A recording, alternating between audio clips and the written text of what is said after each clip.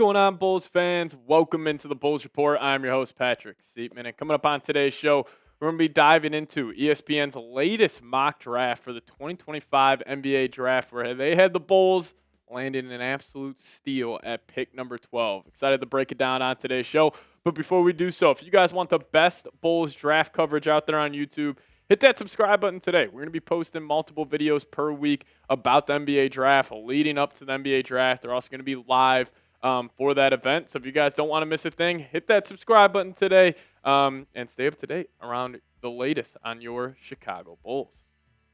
All right, so in ESPN's latest NBA mock draft, they had the Bulls drafting Maryland center Derik Queen. Now, a lot of us originally thought there was no chance Derik Queen falls outside the top 10. There's no chance the Bulls are even in a position to draft him at pick number 12. But after the scouting combine, he's kind of fallen down draft boards just a little bit. And the biggest reason for that is because of his vertical leap being a whopping 28 inches. Now, this is his max vert as well, the lowest at the entire combine. But he did measure in at 6'9" and a quarter inch. Also 247 pounds, had a standing reach of around 9 feet, and then also wingspan of 7 feet, which is good news there. But the athleticism was definitely in question for Queen, and the combine results didn't favor him in any sort of way. But ESPN was just writing up their article explaining why the Bulls decided to go Queen in their mock draft, saying this: the Bulls reacquired this once top 10 protected pick at the deadline in the Zach LaVine trade, guaranteeing they would add a prospect as they navigate out of the middle of the Eastern Conference standings. Chicago is in position to draft the best available talent, but in this greater need of front court help, which will make Queen an interesting option if he slips to number 12. Queen had an excellent season at Maryland and is in the mix for teams as high as the mid-lottery, but he looks to have a bit of a wider range. He came in at a legitimate 6'10" in shoes, but fared poorly in athletic testing at the combine and didn't shoot convincingly in drills. Though unsurprising, those are two key areas for his long-term development that teams will question as he hits the workout circuit.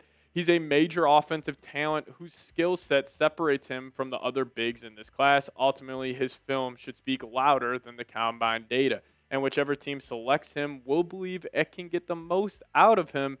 His proponents around the league see an intelligent player whose potential is high. And, I do disagree on ESPN just a little bit, talking about his ceiling. I don't know if he has an incredibly high ceiling where, he's on the level of like an Alperen Sengun or obviously a Jokic, who he has been compared to countless times, or even like a guy like DeMarcus Cousins. But I will say, just because of how high his skill set is, I think that increases his floor a whole lot. Where if the Bulls do take him at pick number 12, I would expect him to be a day one impact for this team. Like, he already has an NBA skill set. Now, yes, maybe he could be like inefficient during his first couple of years, like we saw Modest Buzelis be when he finally got some rotation minutes this past season, where, was he the most efficient player? No, probably not. But I also think Derik Queen could follow that same, kind of trajectory where it's like, inefficient for the first couple of years, finally hits his stride, and then we're looking at him as a true starting center in the NBA. And this past year at Maryland, he was good. He obviously had that game winner in March Madness off that left foot, fading away. It was an absolutely nasty move against Colorado State. But he averaged 16.5 points per game, 9 boards, 1.9 assists. Now, I do think that assist per game number will go up a ton at the NBA level. There's just more spacing, a lot more just constant movement. So I think that will be a huge increase in his game. But he also averaged a block per game, which has been a negative on him, but also shot for 52.6% from the field. So I'll ask you guys this. Would you draft Derik Queen at pick number 12? Give me a D for draft or a P for pass. I'm doing it in a heartbeat. I think this is honestly a dream for the Chicago Bulls if they could somehow land Queen at pick number 12. But you guys make the call for me. Give me a D for draft or give me a P for pass if you would draft Derik Queen at pick number 12. Now, I do want to talk about the possibility of Derik Queen just falling in the NBA draft, as a lot of us did think he was a lock-in top 8 pick, but after the combine and after a lot of these reports are coming out, maybe he will be available at pick number 12. So we'll talk about it here in just a second. But before we do so, I got to give a massive shout out to today's presenting sponsor, and that is Prize Picks. Now, if you guys download the Prize Picks app today and plug in promo code CLNS, you guys will get $50 instantly after you play your first $5 lineup. That's code CLNS to get $50 instantly after you play your first $5 lineup. Now, cash in on the basketball playoffs with Prize Picks.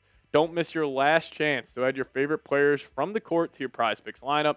Whether it's points, rebounds, assists, take your pick of more or less for your shot to win up to 2,000 times your cash today. Now, if you guys are asking yourself, well, what is Prize Picks? Well, Prize Picks is the best place to turn your sports knowledge into cash. With millions of members, Prize Picks has made daily fantasy sports accessible to all. You just pick more or less on at least 2 players for a shot to win up to 2,000 times your cash. Run your game all season long on Prize Picks. Now, whether it's the basketball playoffs, the hockey playoffs, if you guys are just trying to make a Chicago Cubs or White Sox game more interesting and put your sports knowledge to the test, Prize Picks is the #1 way to do so. And Prize Picks is the best place to win cash while watching sports. Join millions of users and sign up today. So download the Prize Picks app today and use promo code CLNS to get $50 instantly after you play your first $5 lineup. That's code CLNS to get $50 instantly after you play your first $5 lineup. A massive shout out to Prize Picks for sponsoring today's show. Prize Picks, run your game. All right, let's break it down. Could Derik Queen fall in this year's NBA draft? There's always a couple of prospects that we all think are going to go a lot higher than they actually do, and maybe Derik Queen, or a lot lower than they actually do, and maybe Derik Queen could be that guy this year. So this is actually coming in from Jamie Shaw of On3, talking about Derik Queen and his performance at the Combine in Chicago, saying this: however, the draft combine confirmed the eye test about Queen's athleticism. While it was already known that Queen was a less than average athlete, his testing numbers finished even worse than expected. Queen finished with a reported 12.45 lane agility drill, giving him the 3rd lowest score in the previous 5 years of the NBA draft combine.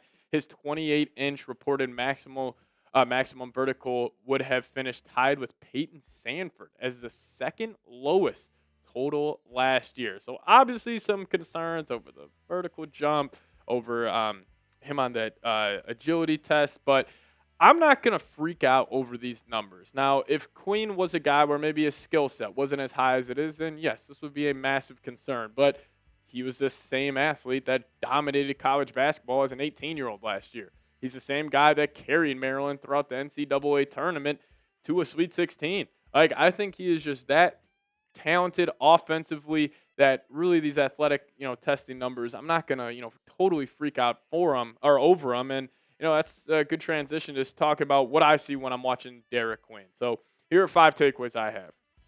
Number 1 is just his physical offensive game. Now, yes, he's a very skilled player. He loves to play at the top of the key, kind of be that distributor. But when he does have a smaller defender on the low block, he is going to be physical with them. He's going to bury them under the rim, very similar to like Sengun and Jokic do when they have a smaller player on them. They'll just back them in, give them one move, and the ball's going up. So I love that part of his game, very physical. And also when he's driving, he's a big shoulder bump guy just to create that little bit of space. And then he does have this elite touch around the rim where he can finish over the top, even if he doesn't create that separation with his physicality. So I love that there.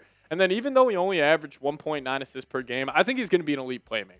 I think when you see him at the top of the key, in these dribble handoff situations where, yes, if he is giving the ball off to a guard, he can set that screen, roll, and then he can play a little 4-on-3 on the way down from the free throw line and below. I love that part of his game, but also him just working out of the low block. Like if he is eating on, whatever center or big that's on him, and teams have to double, he's a great passer out of the low block. So I love both those parts of his game, and that's why the 1.9 assists per night, I think that's going to go up to probably 3, 4, or 5 once he hits the NBA level and he gets very familiar with that game. And, I already kind of touched about the great touch here, but he really does. He also has a nice little float shot to him, too, where if he is attacking that 4-on-3 down where, let's just say, the opposing team's defense, they're blitzing the ball screen, he's attacking, let's just say all of his kind of outlet passes are taken away, he can just get to that touch shot right above the rim, hits it at a high clip, but then also with that jump hook, great at that. So I love his touch around the rim, and the touch mixed up with the physicality, even though he is not the athlete that you would want him to be, still speaks to how dominant he can be in the NBA game. And, some limitations he has, definitely as a rim protector. Like he's not going to be a guy like a Clint Capella or like a Miles Turner protecting the rim, like a Mitchell Robinson, one of these true rim protectors. But I do think he could be a little better than people are making it out to be, where people are just saying he can't protect the rim at all, comparing him to like Nikola Vucevic, for example. I think he'll be better, than Vuce is at protecting the rim, but he is definitely an offensive-minded center. So there are question marks at the Bulls. They want to go an offensive-minded center or go a defensive-minded center. I bet you if the Bulls had to pick between Queen and Maluach, I would probably go Maluach. But still, if Queen is there at 12, I still think you have to take him. Now, one thing I've also noticed, he struggles versus fast guards, mainly in pick-and-roll situations where they'll get him on him and he can just blow by him. So he does struggle a little bit in that aspect. But still, with how good he is offensively, these two limitations defensively are not going to hold me up from taking him at pick number 12, because the Bulls also need a guy out of that high post area just to orchestrate some sort of an offense when, let's just say, Josh Giddey's off the court or whatever it may be. So I'll ask you guys this. What would you do? Who do you want the Bulls to draft at pick number 12? Stuck in that NBA purgatory once again. Should have said this on the top of today's show. A lot of people were complaining about the trade package that the Bulls got for Zach LaVine. Imagine how upset we would be right now if that pick was heading to San Antonio, because that was top 10 protected. If that was obviously, which it ended up being, outside the top 10, that goes to the Spurs and the Bulls don't have a first-round pick. We would be all furious with this front office if that was the case. So one little plus to AKME, at least doing one good move for the Bulls offseason this past year. But hey, make sure you guys do hit that subscribe button. We'll keep you guys posted with all Bulls draft content this entire season. So hit that subscribe button today. See you guys next time. As always, go Bulls.